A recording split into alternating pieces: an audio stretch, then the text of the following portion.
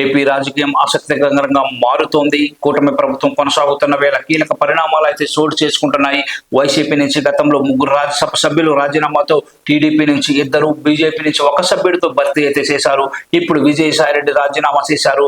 ఈ సీటు కూటమికి దక్కబోతుంది. అయితే కూటమి నుంచి రాజ్యసభకు వెళ్లే కొత్త అభ్యర్థి ఎవరు, 3 పార్టీలు ఏ పార్టీకి స్థానం దక్కుతుంది, ఎవరిని పెద్దల సభకు పంపుతారనేది ఇప్పుడు ఏపీ వర్గాల్లో చర్చ అయితే నడుస్తోంది. ఏపీలో 3 పార్టీల కూటమి అధికారంలో ఉంది. 3 పార్టీల అంగీకారంతోనే ఏ నిర్ణయమైనా అమలు చేయాల్సి ఉంటుంది. కానీ రాజ్యసభ విషయంలో మాత్రం బీజేపీ పట్టు బిగించిందనే చెప్పుకోవాలి. ఏపీ విషయంలో తాము పట్టు విడుపులతో ఉంటామని, పార్లమెంట్ అంశంలో మాత్రం తమ పార్టీకి ప్రాధాన్యత ఉండాలని బీజేపీ పెద్దలు చెబుతున్నారు. అందులో భాగంగానే గతంలో 3 రాజ్యసభ స్థానాలు ఖాళీ అయితే తొలుత 3 పార్టీలకు ఒక్కొక్కటి చొప్పున తీసుకోవాలని భావించిన చివరికి టీడీపీ నుంచి వచ్చిన అభ్యర్థనతో పవన్ తన సోదరుడు సీటును త్యాగం చేశారు. ఫలితంగా టీడీపీ 2, బీజేపీ 1 సీటు అయితే దక్కించుకున్నాయి. ఇప్పుడు విజయసాయిరెడ్డి రాజీనామాతో మరో రాజ్యసభ సీటు కూడా బీజేపీకి దక్కనుంది. ఈ సీటు 3 పార్టీలు ఎవరికి వారే తమకు అనే అంచనాతో అయితే ఉన్నారు. కానీ సాయిరెడ్డి ఖాళీ చేసిన స్థానం బీజేపీకి దక్కనుందని ఖచ్చితంగా వార్తలు వస్తున్నాయి. ఇప్పటికే ఢిల్లీ బీజేపీ నాయకత్వం చంద్రబాబు, పవన్ కు స్పష్టం చేసినట్లుగా కూడా సమాచారం. సామాజిక సమీకరణాల ఆధారంగా రాజ్యసభ అభ్యర్థులను ఎంపిక చేయాల్సి వస్తుంది.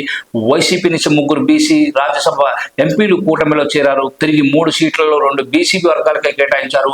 ఇప్పుడు రెడ్డి వర్గానికి చెందిన సాయిరెడ్డి రాజీనామాతో అదే వర్గానికి రాజ్యసభ సీటు ఇవ్వాలని కూడా భావిస్తున్నారు.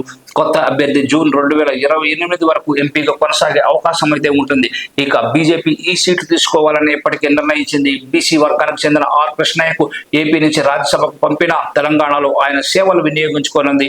అదేవిధంగా ఏపీ నుంచి సాయిరెడ్డి స్థానంలో మాజీ ముఖ్యమంత్రి కిరణ్ కుమార్ రెడ్డి పేరు బీజేపీ నాయకత్వం పరిశీలిస్తున్నట్లు సమాచారం. తాజా ఎన్నికల్లో కిరణ్ రాజంపేట నుంచి పోటీ చేసి అయితే ఓడిపోయారు. ఒక దశలో కిరణ్ ఏపీ బీజేపీ బాధ్యతలు అప్పగిస్తారనే ప్రచారం కూడా సాగింది. టీడీపీ జనసేనతో బీజేపీ పొత్తు కొనసాగుతోంది. ఆ 2 పార్టీలు ప్రధానంగా 2 వర్గాలు మద్దతిస్తున్నాయి. దీంతో రాయలసీమ ప్రాంతానికి చెందిన రెడ్డి సామాజిక వర్గ నేతగా గుర్తింపు పొందిన కిరణ్ కుమార్ రెడ్డి పేరు ఖాయమనే సోషల్ మీడియాలో వార్తలు అయితే వస్తున్నాయి. వచ్చే వారం రాజ్యసభ అభ్యర్థి విషయంలో అధికారికంగా నిర్ణయం అయితే తీసుకునే అవకాశం ఉంది.